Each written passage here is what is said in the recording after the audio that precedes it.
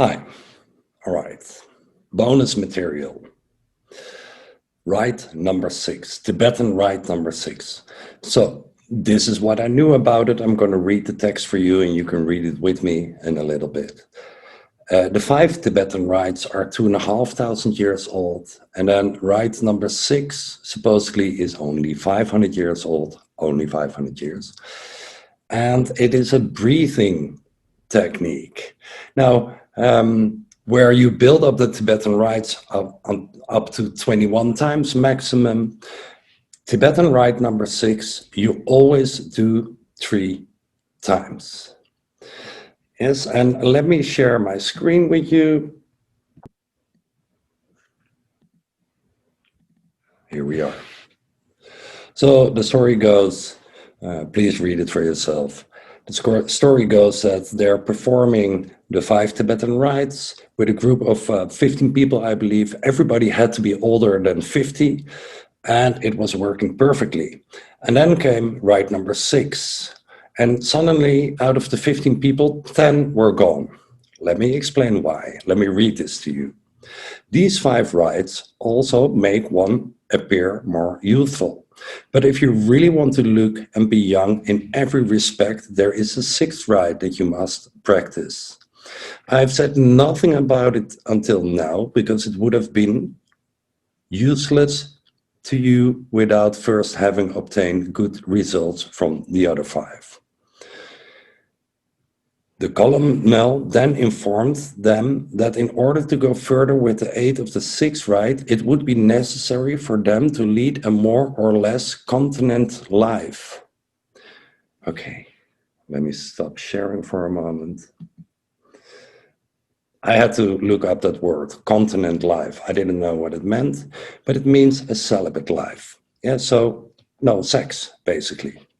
Now I will get into how I interpreted it. So let's go on with the text. He suggested that they take a week to think the matter over and decide whether or not they desire to do so for the rest of their lives. Then those who wish to go on would be given rite number 6. There were about 5 who came back the next week. Although, according to the colonel, this was better showing than he had experienced with any of his classes in India. Of course, people don't want to live without sex. When he had first told them about the 6th rite, the colonel had made it clear that the procreative energy would be lifted up, and that this lifting up process would cause not only the mind to be renewed, but the entire body as well. But that it entailed certain restrictions with which the average man did not care to conform. Then he went on with his explanation. In the average virile man, said the colonel, the life forces course downwards. But in order to become Superman, they must be turned upward. This we call the newer use of the reproductive energy. Turning these powerful forces upward is a very simple matter, yet man has attempted it in many ways for centuries and in almost every instance has failed. Whole religious orders in the Occidental world have tried this very thing, but they too have failed because they have tried to master this procreative energy by suppressing it. There's only one way to master this powerful urge, and that is not by dissipating or suppressing it, but by transmuting it. Transmuting it and at the same time lifting it upward. In this way, you really and truly have discovered not only the elixir of life, as the ancients called it, but you have put it to use as well, which is something that ancients were seldom able to do. All right, now let's move on. This is the explanation of the rite. Now, this rite number 6 is the simplest thing in the world to perform. It should only be practiced when one has an excess of procreative energy. I will get back to this later because like it's just a breathing technique, and I feel it cannot harm you even if you don't have an excess of procreative energy, meaning you're horny, right? When there is a natural desire for its expression, it can be done so easily that it can be performed anywhere at any time. When one feels the powerful reproductive urge, here is all that is necessary. Explanation of the rite. Stand erect and let all the air out of the lungs as one bends over and places his hands on his knees. Force out the last trace of air. Then, with empty lungs, stand erect, place hands on the hips, and push down on them. This has a tendency to push up the shoulders. While doing this, pull in the abdomen just as far as possible, which raises the chest. Now hold this position as long as you can, and then when you are forced to take air into the empty lungs, let the air flow in through the nose. Exhale it through the mouth as you relax the arms and let them hang naturally at your side. Then take several deep breaths through the mouth or nose and allow them to quickly escape through either the mouth or the nose. This constitutes one complete performance of rite number 6. About 3 are required to subdue the most masculine urge and to turn the powerful procreative and reproductive forces upwards. Now, just as a side note, of course, in our patriarchy, these exercises were only for men, but they are very well for women as well. The only difference is between the average virile man and the superman is that the virile lets the procreative urge flow downward, while the superman turns the procreative urge upward and reproduces with himself a new man, a strong, powerful, magnetic man who is constantly growing younger, day by day, moment by moment. This is the true Superman who creates within himself the true elixir of life. Now you understand why it was unnecessary for me to have left my native England. I thought it was New York. Okay, England, to find the fountain of youth. It was within me all the time. Now you can see that when I wrote you some time ago that I had found the fountain of youth and was bringing it back with me, I meant just that. The 5 rites and the fountain are one. Okay, let me give you my take on it. First of all, I just got a new child, so I'm still having sex. And I will. There's different things to say about this. First of all, the point that is made in the book that you can only do these exercises when you basically are horny or aroused.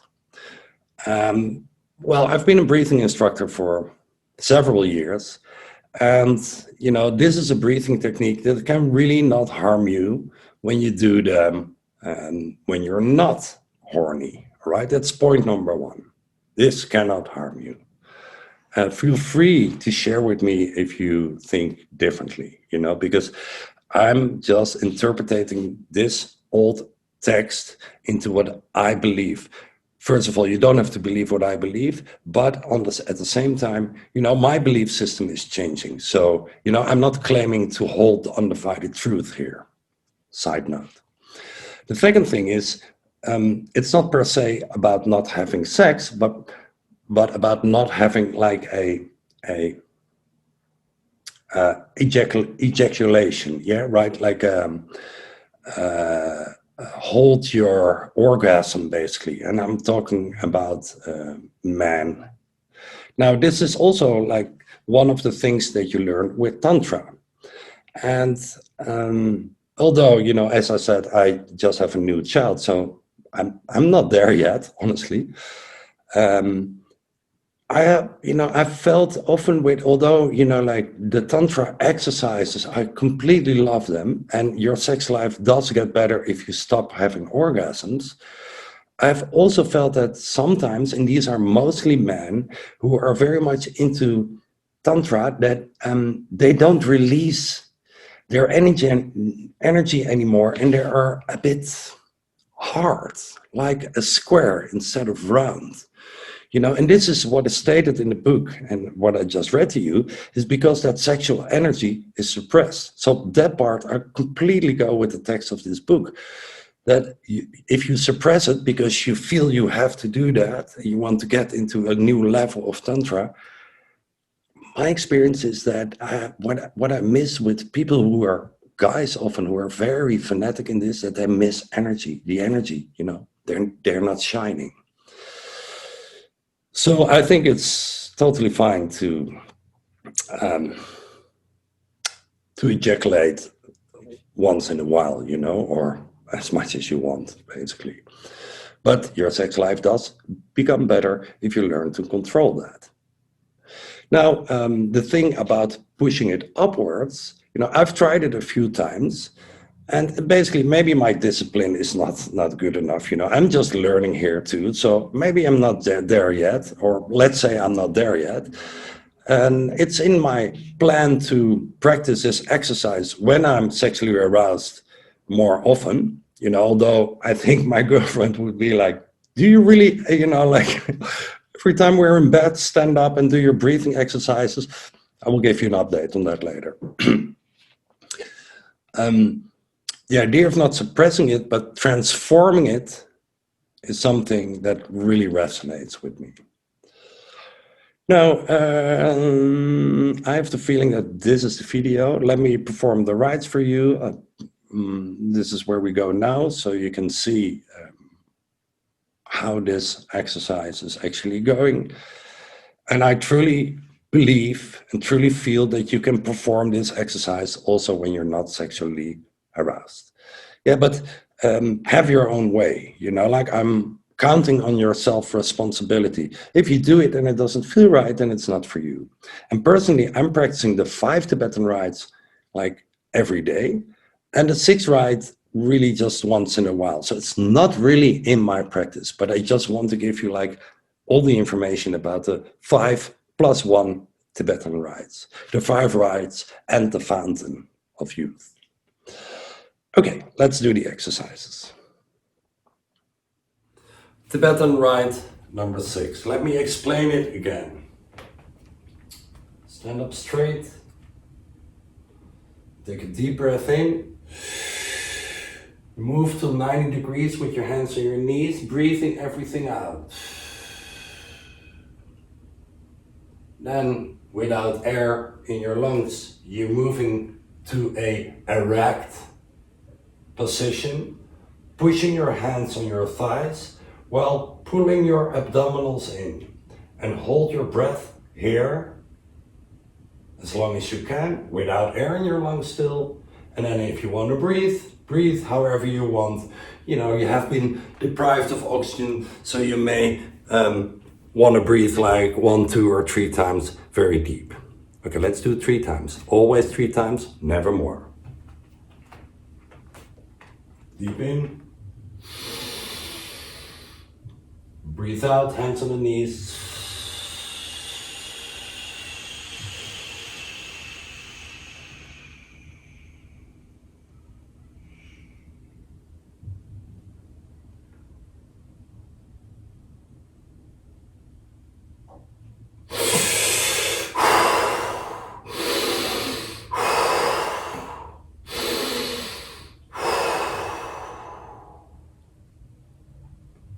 Two more. Fully in.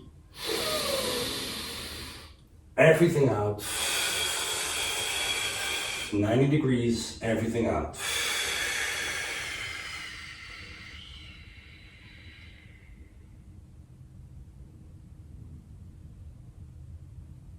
Stand up straight.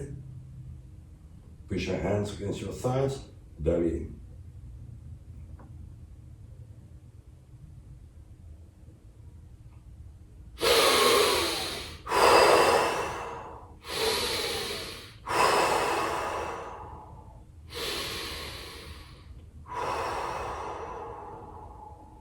I do number 3 now in silence, if you don't mind. Fully in.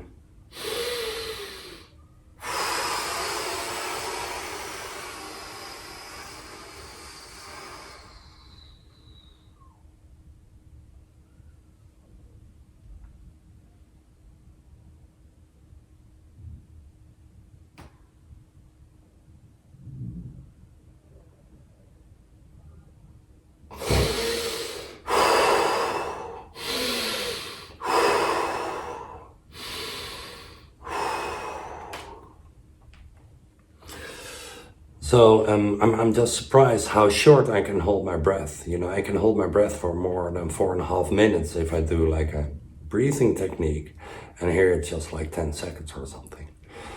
I hope this helped. So if you are in a Tantra practice and you're suppressing your sexual energy, this may be the way to push it upwards, and according to the colonel, transmute your energy. I feel strongly, but I count on your self-responsibility, that you can do this exercise anytime. It's just a breathing technique, and it's really, if you're not sexually aroused, you know, that you hurt yourself by doing this breathing technique. But, you know, like, counting on your self-responsibility. So this was debunking the myth about Tibetan Rite number 6. I hope it helped. Please share your comments with me.